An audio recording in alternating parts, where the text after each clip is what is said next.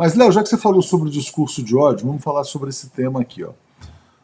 Joyce Hasselman, né? Que você chamava de Joyce Hasselman, quando ela começou a sua carreira como youtuber. E ela foi brutalmente agredida, está vivendo esse drama que, né, realmente é uma coisa dramática. É muito triste ver uma mulher assim como a Joyce nessa condição. E ontem, assim, uma coisa mais chocante ainda é ver a quantidade de pessoas que comemoravam a agressão sofrida por ela, das formas mais abjetas possíveis. Tinha até uma mulher chamando de Peppa, de Pig, perguntando se ele ia fazer exame de porco delito, coisas assim realmente fantasmagóricas, né? E aí ela está dizendo, olha, essas pessoas se desumanizaram, é muito triste ver como comemoram a agressão. Léo Stupa, o que você achou e qual que é a sua tese? O que você acha que pode ter acontecido ali? Agora o Léo tá mudo. Agora o Léo tá sem som. O Léo fez alguma coisa que... Não, mas agora foi porque eu desliguei para não dar eco. Agora voltou. Agora dessa vez a culpa não foi do programa, não. Então vamos falar da Joyce, Léo. Então, Léo, esse é um assunto bem delicado, né? Porque esse assunto implica em levantar suspeitas e suspeitas de pessoas que podem ser inocentes. A Joyce, ela demorou... Bom, a teoria que eu posso trazer como sendo uma hipótese, que uma hipótese ela deve ser objeto de investigação, e jamais imaginem que eu estou acusando alguém. Eu levantaria a hipótese de que ela foi agredida por uma pessoa que ela não teria coragem de denunciar, e quando ela pegou as informações, ela teria que mostrar para o povo que estava machucada. Quando ela pegou as informações com alguma pessoa experiente que conheça ciências forenses, a pessoa falou, olha, se você fizer qualquer tipo de denúncia agora, eles vão colher isso, vão chegar na pessoa que te agrediu. E ela, para proteger o agressor, ela esperou um certo tempo, porque as ciências forenses, elas trabalham com vestígios, né? Durante a briga, por exemplo, uma pessoa unha outra, então eles colhem o que tem debaixo das unhas da pessoa para verem ali com quem que aquela pessoa teve um embate. Então, a tese que eu tenho é que ela foi agredida por uma pessoa que é um agressor, obviamente, covarde, porque nada justifica uma agressão, mas ela não quer denunciar esse agressor. Então, ela esperou o momento certo para que não exista a possibilidade de um exame pericial chegar a este agressor. Mas ela é uma pessoa pública, ela não pode se esconder até os hematomas sumirem. Então, ela precisa inventar uma história. Ela inventou uma história que surgiu ali, desmaiada, e foi agredida do nada. Não dá para acreditar que ela foi agredida por bolsonaristas nem por esquerdistas, porque nós não chegamos nesse ponto no Brasil. Nós ainda não estamos vivendo essa realidade. Só o fanatismo religioso que chegou nesse ponto de agressão, naquele momento em que o Silas Malafaia fazia críticas pesadas contra outras religiões e contra homossexuais. A gente chegou a ter agressões a homossexuais, chegamos a ter agressões contra terreiros de Umbanda, essas coisas assim, dignas do fanatismo. Mas eu não acredito que a Joyce tenha sido atacada politicamente. Eu acho que ela sofreu uma agressão doméstica, e essa agressão doméstica ela escondeu através dessa técnica, né, de esperar os vestígios sumirem, né? Quem sabe de ciências forenses sabe que ali, obviamente, passando uns dias, depois de vários banhos, depois não teria condições, obviamente, de chegar até a pessoa que a agrediu. Então, eu imagino que ela está protegendo o agressor e não está em dúvidas a respeito de quem seja o agressor. A Elisete fala assim, Léo, olha, acho que Joyce sofreu uma tentativa de assassinato, mas o cara avaliou que estava morta e ela ainda estava viva, né? Tá dizendo não existe tentativa de assassinato de forma ineficiente, não. Porque as pessoas que matam, uma coisa que poucos são os homicidas que não sabem as técnicas corretas de matar. Tanto é que as mortes, né, quando a gente tem execução, por exemplo, aquela execução que foi filmada dos policiais que atiraram nos rapazes dentro do carro, foram vários tiros para ali não deixar a menor possibilidade de sobrevivência. Uma tentativa de homicídio através de espancamento, eu não acredito que tenha sido, não.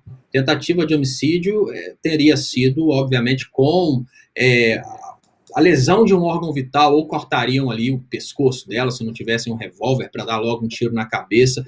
Não acho que foi tentativa de homicídio, eu acho que foi uma situação de conflito doméstico, e nessa situação de conflito doméstico ela foi muito agredida, porque a pessoa que a agrediu perdeu muito a paciência, foi batendo, assim como nós tivemos o caso do tal doutor Jairinho, que exterminou uma criança porque não teve o autocontrole, né? Eu acho que a gente não está mais vivendo a era de corrigir os filhos através da violência, do espancamento, mas talvez o doutor Jairinho achava que a forma correta de corrigir o seu enteado seria através do espancamento. Ele passou dos limites, destruiu órgãos vitais da criança, mas não dá para acreditar que foi um homicídio doloso. É um homicídio, mas ele tinha a intenção ali, covarde, de talvez punir a criança por algum motivo, e ela acabou, né, tendo os órgãos vitais ali dilacerados e morreu por isso. O que eu acho que aconteceu com a Joyce numa confusão, num conflito doméstico, esse ponto aí, chegou nesse ponto que a gente está vendo. Longe de mim levantar suspeitas, mas esse quadro, a visão que eu tenho desse quadro, eu volto a dizer, gente, para que fique bem claro, isso é uma opinião pessoal, isso é uma coisa que tem que ser objeto de investigação, e para que ninguém diga que eu estou levantando suspeitas de que a Joyce, ou que o marido, ou que alguma pessoa da família, o que eu vejo ali é uma cena muito comum entre usuários de crack. O que eu vejo ali é isso. Drogas pesadíssimas que levam pessoas a situações bem estranhas, e como no Brasil ninguém é obrigado a produzir provas contra si mesmo, eu acho que se ela tem a tranquilidade de que nada disso aconteceu, seria até inteligente que ela fizesse um exame, e ao contrário do Bolsonaro que escondeu os exames, se ela não tem nenhum tipo de envolvimento com esse tipo de coisa, se não é droga, porque vai levantar suspeitas, isso vai ficar na cabeça de muita gente. Olha, ela devia estar envolvida com drogas, ela devia estar envolvida com drogas pesadas, com traficantes. Eu acho que ela deveria já julgar na mesa, já exame de sangue, todos os elementos probatórios para tirar essa possibilidade desse tipo de coisa ter acontecido, porque ela ter demorado denunciar, para qualquer pessoa que estudou ciências forenses, já traz já esse elemento. Ela quer proteger o agressor. Falar que ficou desmaiada por horas, isso tudo aí, que depois só que ela teve coragem de... Isso é tudo muito estranho. Eu acho assim, como ela viu que os hematomas estão ali, ela vai precisar de um atendimento médico. No atendimento médico, vai ser feita uma ocorrência policial. Não tem jeito de escapulir, não dá para proteger o agressor, ela inventou uma história. Deixa eu agradecer aqui, Léo, antes de mais nada, ao Vicente Jouclas, que tinha mandado aqui um apoio pra gente, e também leu o superchat aqui da Flávia Moraes, que tinha passado batido lá atrás, está dizendo: se eu voto um número e saio gritando que votei em outro, está feita a bagunça. Está dizendo que o Estopa está sendo ingênuo, porque o que eles querem com o voto impresso é tumultuar. A gente já falou sobre esse tema. Vamos voltar aqui para o caso da Joyce, porque eu queria pegar esse comentário aqui da Cadiz Angel, dizendo: então será que foi violência doméstica? Ela deu entrevista hoje, falou com o Datena, inclusive fez questão de isentar o seu marido. Contou uma história: não, meu marido dorme num quarto separado, porque ronca, aquela coisa toda. Muita gente questionou, mas como é que ele não ouviu uma agressão desse tipo? E também uma coisa que muitas mulheres falam, e foi comentado hoje aqui no Bom Dia: a mulher agredida, ela não pode ser julgada, né? Às vezes ela tem muito medo de denunciar o agressor. Muitas vezes ela até se culpa pela agressão. Então, eu queria trazer esse ponto da possibilidade de violência doméstica, e ela, por alguma razão, não está querendo trazer esse ponto a público, né? Se eu tiver que apostar numa tese, eu aposto na violência doméstica. Eu não acredito. Olha, ninguém colocaria a cara numa agressão para deixar outra pessoa viva. Como ninguém experiente, igual as pessoas estão imaginando, possa ser a milícia, ninguém experiente faria um extermínio através do espancamento. A milícia atira de longe, para não ser nem vista. tanto a milícia que está fora da polícia, quanto a milícia que está dentro da polícia, o mais importante para eles é não deixarem vestígios de prova. Então, bater na pessoa e deixar ali, né, hematomas, cada hematoma, uma coisa importante para que as pessoas tenham noção de como funcionam as ciências forenses. Cada hematoma da Joyce era uma possibilidade de chegar ao responsável. Em cada hematoma poderiam estar presentes ali o DNA de quem é o agressor. Então é muito importante que as pessoas entendam que ela protegeu.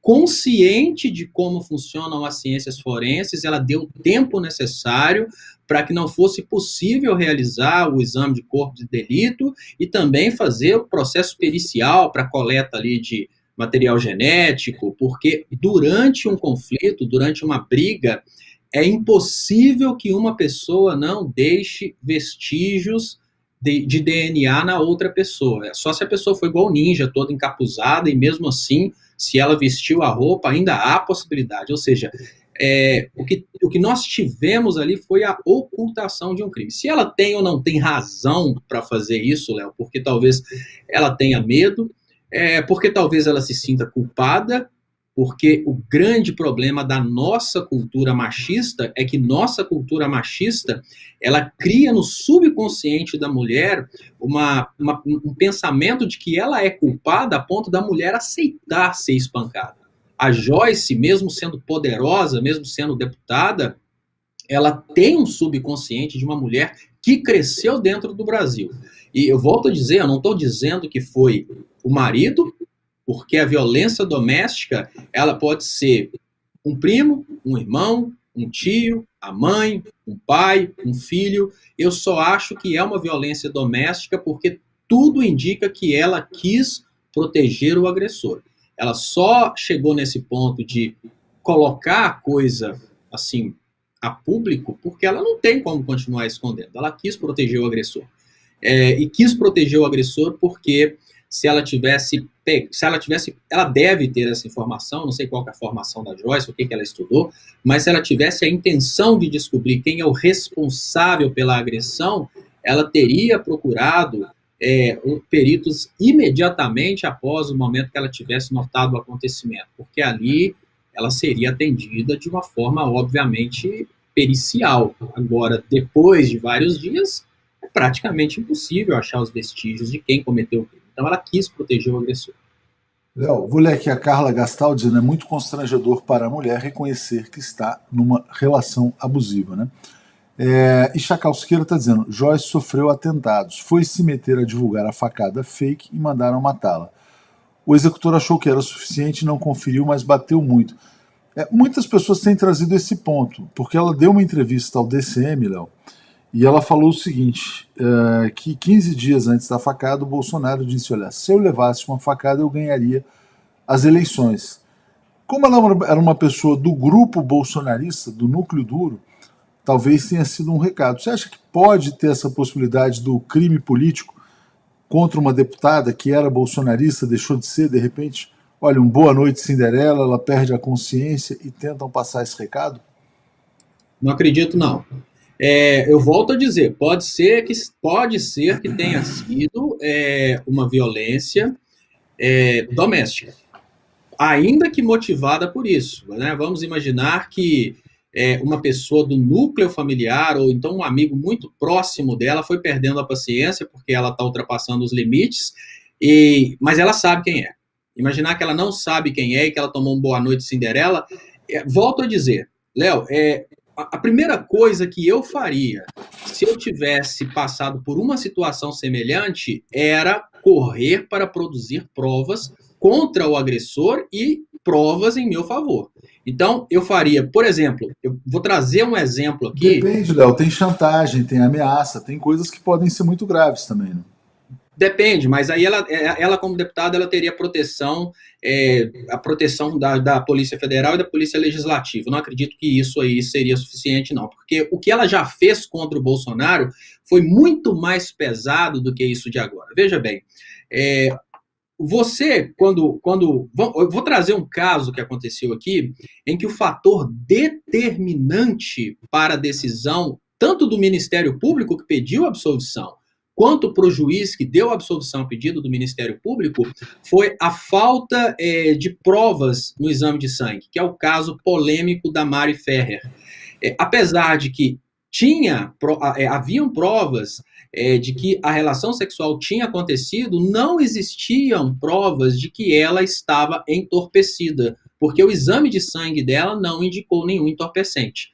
Então vamos imaginar que eu acordo e não consigo me lembrar de nada. Então eu já penso imediatamente, olha, se eu não consigo me lembrar de nada, alguma coisa me fez esquecer. Se alguma coisa me fez esquecer e eu estou todo quebrado, eu vou procurar imediatamente a polícia, vou colher todos os dados necessários para a investigação e vou fazer um exame de sangue, que eu quero saber o que me deram.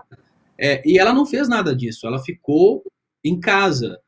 E imagine, eu vou falar de detalhes básicos, Léo, que depois de uma agressão, tudo pode acontecer. Se uma pessoa chega ensanguentada no hospital, até a administração da medida profilática contra o HIV, a pessoa deve receber, porque ninguém sabe o que ela pode ter sofrido como retaliação. Se ela chega e fala, olha, eu sou alvo de perseguição política, eles vão administrar todas as medidas profiláticas, porque tudo é possível para poder vingar de uma pessoa por questões políticas. Então, até a administração da medicação para as pessoas que são expostas ao HIV, ela teria recebido. Ela ficaria em casa assumindo esse risco? Eu acho muito estranha essa postura. Eu volto a dizer, isso é uma postura de quem sabe quem é o agressor e não quer que o agressor seja descoberto. A postura normal de uma pessoa que foi agredida é procurar saber mais o que pode ter acontecido, porque se ela acordou e não lembra de nada, olha, eu estou aqui, eu acordei e não lembro de nada, mas eu posso ter um sangramento interno, eu posso, podem ter injetado alguma coisa em mim, eu não sei o que pode estar para acontecer.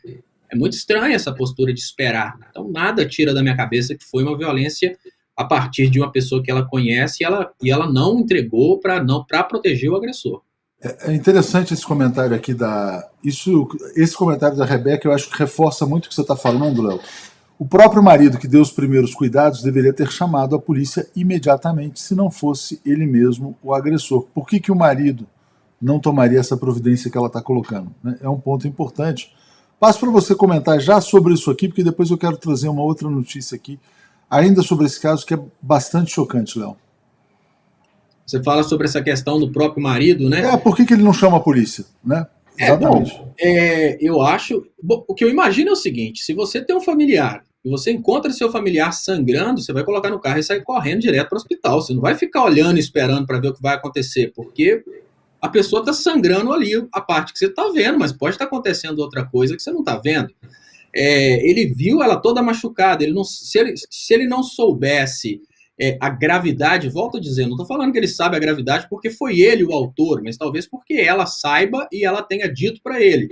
Se ele não soubesse da gravidade da coisa, a ponto de ficar tranquilo e falar, olha, vamos esperar para ver se os hematomas somem, né? Sem saber a gravidade da coisa, ele teria certamente corrido para o hospital, obrigado ela a ir para o hospital, porque isso é uma coisa normal, absolutamente normal.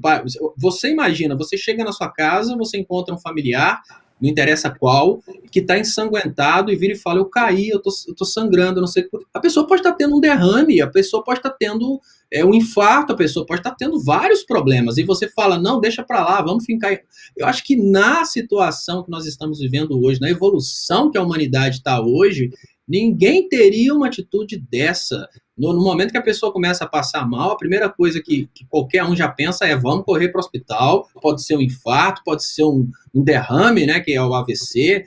Não acredito que seja uma pessoa desconhecida, não. Nada tira da minha cabeça que ela demorou para proteger o agressor. Ela sabe quem é o agressor e não quer entregar o agressor. Rafael Viseu mandando aqui, concordo com a tese, sem juízo de caráter ou da intenção, o fato está mentindo, não importa se para proteger ou por medo, né?